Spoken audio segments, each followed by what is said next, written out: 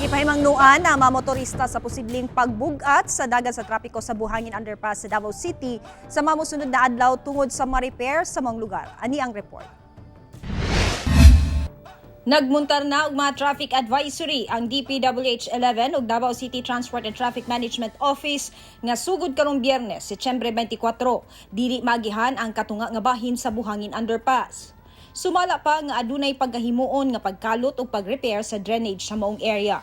Buot na mo ipahibalo sa publiko na temporarily closed ang northbound lane sa Buhangin Underpass sa syudad sa Davao sulod sa usa ka bulan sugod karong Biyernes sa Setyembre 24. Rason niini ang pag-improve sa drainage system sa maong underpass pinaagi sa pag-construct og manhole ug pagdungag og additional 50 HP water pump ug generator set. Gituho ang makaapekto kini sa dagan sa trapiko sanglit mo gamay andalan nga kaagihan alang sa dakong volume sa masakyanan nga gaagi sa Buhangin Underpass. Busa gipahimangnuan ang publiko sa paglikay una sa maong area ug nangayog pagsabot ang DPWH gikan sa katawhan. Tumong sa maong proyekto ang pagkunhod sa mga insidente sa pagbaha sa maong section sa diversion road labi na sa panahon sa ting-ulan.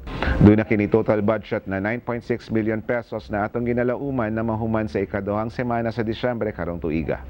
Ako si Sheila Vergara Rubio para sa One Mindanao.